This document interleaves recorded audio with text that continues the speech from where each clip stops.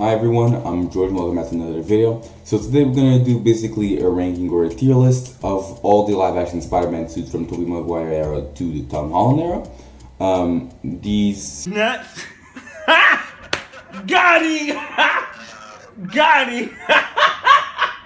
suits are all from the live action films, from the 3 Spider-Man films, the 2 Amazing Spider-Man films, and the multitude of Marvel films, that the MCU films that Tom Holland Spider-Man has been in. So in this list I'm going to include pretty much every suit that I could find for each of these actors. Before we begin, don't forget to subscribe and leave a like to let me know you enjoyed the content. Don't forget there is a second episode I think on Wednesdays, so stay tuned for that reaction when it comes out. I also tend to do a video on this, on Superman suits and Bat suits, which I think would be pretty cool. And Spider-Man, Superman, and Batman are my big 3, favorite superheroes. So at first we'll begin with the first Spider-Man film from Tobey Maguire with the human spider suit. So this is pretty much the suit that Peter wore during his wrestling days. So basically his homemade suit, which he used before making his big first actual suit. He used this suit against what's the name of the guy? Bonesaw, I think. Bonesaw. This suit is just pretty much made for comedic relief. It's not meant to be it's not meant to be a good suit. It's just meant to show Peter Parker's progress. So I'm gonna put this suit at mid. Next is the first official spider suit that Tobey Maguire wore, which is the first suit from the first Spider-Man film of 2002, and I'm counting this as another slot because I think people tend to forget that the Spider-Man 1 suit and the Spider-Man 2 and 3 suit are 2 different suits. They're both really similar, but if you see it, the eyes are shaped a little differently, and the spider, I think in the front and in the back are both different, and I think that the shade of blue is also darker. So yeah, but in my opinion, I actually really enjoy the suits. I wouldn't say more than the first one, more than the second one, the Spider-Man 2 and 3 suit. Because it's just too iconic looking. The face plate is just too iconic. So yeah, but I really do enjoy the suit, so I'm gonna put this suit at amazing. Next one is probably the most iconic Spider-Man suit of all time, the Spider-Man 2 and 3 suit. So as I've said before with the other suit, this is a different variation of the suit. The eyes are shaped more rectangular-like, I think. The spider is more prominent and bigger. The webs are shinier and more gray. And yeah, this is overall just a pretty great suit with a pretty great design. So I'm gonna put the suit at top tier. It's a pretty great suit for a pretty great franchise. Now on to the black suit, the first official symbiote suit in live action, which was worn by Tobey Maguire in Spider-Man 3. Now this suit is pretty much just the Spider-Man normal Raimi suit, but in black. But yeah, it's pretty much just that, but with different symbols, I think with different eyes as well. But one thing I gotta say, the practical suit for that thing looks incredible. Like there's like a ton of detail, throughout the black sections. I'm not counting the webs, like the black sections of the suit. The spiders are bigger, like the fangs are bigger, I guess. I don't know how those things. The legs, are much sharper, which just gives for that more menacing look that they were going for, and they definitely succeeded at that. And the black suit is also led to a ton of memes of the Bully Maguire, that iconic thing. But I really do love the suit. That first scene where Peter first got it is iconic with that incredible score, but I wouldn't say it's as good as the normal suit without the symbiote. So I'm gonna put this one with the with 2002 suit at amazing. That was Tobey Maguire's suit. Now let's get onto Andrew Garfield's shorter list of suits. So first we begin with this homemade suit, or as it's known as well, the vigilante suit. And this suit is definitely something. I get what they were going for. This was supposed to be a more darker take on Spider-Man, not exactly like dark, but like darker than we're normally used to. So of course the homemade suit wouldn't look, as bright, as colorful as normal. So I understand what the look they were going for, but they definitely failed at that, because this looks horrible. Yeah, that's the only way to put it, horrible. So yeah, what were they thinking actually? First, spider suit that Andrew Garfield wears in the first Amazing Spider-Man, and this suit is actually pretty underrated. I don't know, most of the internet seems to think that this suit is really bad and everything, but I actually do quite like this suit. Might just be nostalgia, since this was basically the first Spider-Man movie I saw in the big theaters. So I might just be biased, but I actually do really enjoy this suit. It has a lot of sleeker details that the classic Spider-Man suit didn't have. But this is pretty much what was popular in the early 2010s. Yeah, it was pretty much what was popular. Really enjoy this suit, but I wouldn't say it's as good as the Raimi suits. But so, yeah, pretty good. But his head does look like a basketball sometimes, and those lenses really look good at certain lighting, but at others look straight up horrible. His eyes, those horrible yellow eyes. Next one is probably the most iconic live-action Spider-Man suit to this day, the Amazing Spider-Man 2 suit. Now, this suit is an adaptation of the Ultimate Spider-Man suit, as seen in the comics. Basically, the Amazing Spider-Man 2 was pretty much just an inspiration.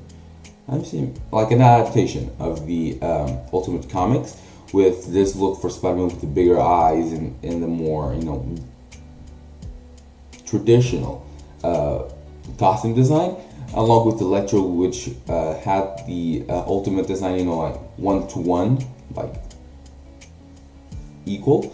So yeah, this suit is really good. I love the shades of the colors. I do think that the red could have been a bit brighter in some lighting, but yeah, I think my only gripe with this suit is that the font logo symbol spider is too low on his chest. I feel like it should be more on this zone instead of being like too low. But that's my only gripe with this suit. I do think it's incredible. The eyes, as I said, are pretty cool. So I'm gonna put this one at top tier along with the Raimi suit. I do know that this suit technically wasn't in the movies, but I think it's fair to just include it. So this is the unused suit for Captain America: Civil War, which was Spider-Man's first appearance in the MCU. And now, if you didn't know, while they were filming Captain America: Civil War, they used a practical Spider-Man suit. I'm not a big fan of the lines as well, but I do think it was a huge improvement over the suit that the MCU used. I do think it deserves to be at least mentioned in this video, since it was made for the film, but it was never actually used, so that was pretty bad. So I'm gonna put this one in amazing, along with the Amazing Spider-Man suit. Not amazing, pretty good, along with the Amazing Spider-Man suit. Now let's get onto the first actual official Spider-Man suit in the MCU, which is the suit from Captain America: Civil War. Now, along with the Raimi suit, so the whole comparison, the Captain America: Civil War suit and the Homecoming suit are not the same suit. They may look like it, but like there are a couple differences in each suit. For example, that the shade of blue is much darker in the Civil War suit. The Civil War suit looks to be made of a more skin-tight material instead of the Homecoming suit as well. But I actually do think this is probably one of my favorite Spider-Man looks in the MCU. And I'm saying the Civil War suit with the darker blue and everything. So I'm gonna put this one in amazing, along with both Raimi Spider-Man suits. Now, this is the last homemade suit of the video, which is the Spider-Man Homecoming homemade suit. Now, I think this is probably my favorite homemade suit of all the live-action Spider-Man films, because it just shows what Peter, we just show pretty much Peter's steps onto becoming Spider-Man. And now it's also a pretty good nod to the Scarlet Spider look from the comics, which looks pretty cool. And I think there was concept art of the Scarlet Spider suit being, being an idea to be the homemade suit. But I'm glad that they went with the different colors to not make too much confusion with the blue top and red sleeves. They chose for the red top and blue sleeves. Actually, I do really like this outfit. The eyes are really cool. I like how they move and everything. The spider symbol was cool, so I'm gonna put this one in pretty good. The homecoming suit, and as I said before, is different from the Civil War suit, so do not hate me in the comments. So this suit is definitely something I'm a little mixed on. I do like some of the design aspects of it, but I think this was pretty much what the fans mean when they say that Spider-Man is too teched out. Like all the Iron Boy Jr.'s comments come into play, basically. In this film, in Homecoming film, we discovered that Tony Stark pretty much used a safety protocol in the suit, and once Peter got that out, he had like 500 web combinations somehow. And yeah, this suit was just filled with tech, and that's not something I want to see in my Spider-Man. So I'm gonna put this one at pretty good as well. This one is probably the most hated Spider-Man suit in the MCU, the Iron Spider suit, and I'm a little mixed on this suit as well. I do think the Iron Spider suit is a cool concept. Peter Parker normally in the comics, he joins Iron Man's team during Civil War. He reveals his identity, then he gets the Iron Spider suit. But in the MCU, they did that a lot different, where, yeah, they were pretty much gonna have that same event play out in the film, but Peter denied that. And once in Infinity War, when he was going up in space, the suit came down and protected him basically from the lack of oxygen and everything. And I do think that was pretty cool. Not a big fan of the suit design. I don't think anyone is a fan of the suit design. They were going more for the suit that looked more like the suit that Peter was wearing regularly in the MCU, which okay, it's their choice, not mine. But I think they could have at least just put in a little homage to the original Iron Spider suit, the red and gold, which I do think was mentioned in various concept art for the films. But yeah, pretty odd decision to from all the designs to choose that one. But yeah, I'm gonna put this one at mid. But I do think that actually made this suit kind of work in Spider-Man No Way Home with the whole nanotech scene things with Dr. Octopus. Now let's get onto the Far From Home suits. Now this, I'm gonna begin with probably the most unpopular suit, which is the Night Monkey suit. Now I think this suit was pretty much just used for the gag, for the good old laugh, which explains why it was used for like 5 minutes. But I do think this suit served its purpose with being a stealth suit for Spider-Man, in order to not be identified in Europe. So yeah, it definitely served its role, kind of. But MJ did find out, so did not work there. But I do think this suit has a pretty good design. It's meant to resemble the noir suit from the comics, even though that suit is a different version of Spider-Man that lives in the 30s and beats up Nazis. So yeah, I actually do think this is a pretty cool design, and it definitely served its purpose. So yeah. Now let's get onto the Bosco suit. Yes, this suit is named the Bosco suit. I think officially by Tom Holland. I saw an interview where he did call it the Bosco suit, but I think this is probably the definitive Spider-Man suit that Tom Holland has wore. I think this will be his default. I really do like the red and black. Those those two colors that like just fit really well with each other for some reason. I do think the white outline throughout the front symbol and the white symbol on the back do look pretty cool. Definitely not like a great pop of color, which I do enjoy. The suit was actually upgraded for Spider-Man No Way Home with the sharper belt area, which is pretty much the one I'm basing this off of, and in that minute detail just really makes a whole difference, since which makes the suit look more like the comics instead of the whole weird shape that they use for the belt for some reason.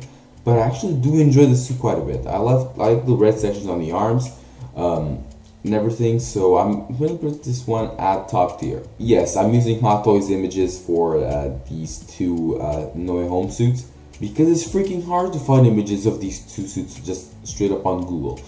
The black and gold suit is just shown, like in horrible quality because it's at night mostly, and the hybrid suit for some reason does not appear anywhere. It's weird. But let's begin with the black and gold suit. Now this suit was definitely a creative choice for something that was the latest for the film. In the original No Way Home film, I think there was like a scene showing this, but there was a full-on scene where Spider-Man was chasing down a criminal, which was played by Tom Holland's brother. And when he captured the criminal, he got like butt loaded in this butt of green paint, from a Mysterio stand, basically, and he couldn't clean that out. I think that was shown in the film, but then when he was going after Electro, he needed a suit to wear, so he just changed the suit inside out, and that's pretty much how we got the black and gold suit. Now I do think this will be really dangerous for someone to do that, especially for a suit that probably involves a whole ton of tech. So I don't think that will be the greatest idea to put a suit that is full of exposed wires and everything against the villain that's made of electricity. So I don't think that would be a pretty good idea. But this suit, as I said before, definitely served its purpose. It was a creative idea by the screenwriters. So I'm gonna put this one at mid. Now let's get on to the hybrid suit. I think this is called a hybrid suit. Some places I've seen it's called the integrated suit, and sometimes the hybrid suit. But I'm gonna call it the hybrid suit because it's the more accurate. The normal Spider-Man suit, with sections of the nanotech Iron Spider suit. So this suit was like a throwback basically to when Dr. Octopus took a bit of Iron Spider's nanotech, then gave it back, gave that big gold logo, which I hope was some type of reference to the Iron Spider suit from the comics. I actually do hope it's something like that. But this suit is pretty much just the Bosco suit, the red and black suit, but with the giant gold logo on it. And I actually do like the design quite a bit. I'm just a bit sad that Tom was using the normal, the normal red and black or the normal red and blue along with Tobey and Andrew. I'm really mad that he was using this suit for full of technology and everything. But yeah, I actually do like this design quite a bit. It's pretty much the same thing but with a big yellow logo, but I actually do like it a lot. So I'm gonna put this one at amazing as well. Last but not least, the final swimsuit. Now this suit was like a huge mystery for 3 months until the movie got leaked in HD and everything, but I actually do think this is pretty much the best Spider-Man suit in live action. My only gripe with it is pretty much just the glossy blue, which I was gonna say hate, but I really don't like the glossy blue. I don't know why they opted for that shade of blue for some reason. I really don't know why, because it does not look right. Certain concept art show this suit, but with that type of black shade, like really dark shade of blue, but like the outline, the sides, like with that brighter blue, which look really cool. I don't know why they did not went with that, but hopefully whenever, but hopefully whenever Spider-Man appears once again in the MCU, he's using that shade of blue, not this glossy one, because it will probably look very weird. But I like that this suit is just like the Amazing Spider-Man 2 suit, which is more loose fitting, which is something I really do like in Spider-Man suits. When Spider-Man does not need to, like, be squeezed by his own suit. When he can use the suit comfortably, I think that's when he's at his best. But yeah, this is a pretty well designed suit.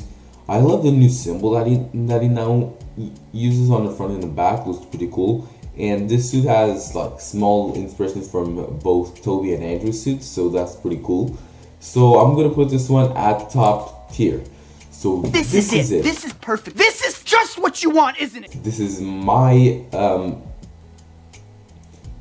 tier list of all the live action Spider-Man suits, especially starting from the Tobey era to the Tom Holland era. I don't know when we're gonna come back to this in a couple of years, probably during probably after Secret Wars, whenever Tom Holland gets the new symbiote suit. And if Tobey and Andrew come back with new suits, we're done, basically. But yeah, this is pretty much my tier list. Don't forget, I'm gonna try to do a Batsuit one and a Superman suit one in the near future. I don't know when, but I'm gonna try to do it. So yeah, thank you for watching this video. Hope you enjoyed it. Don't forget to subscribe, leave a like, and comment below if you agree with these choices and what you disagree with. Actually, I'm interested to see. So I'm just Neil. Peace out. Take care.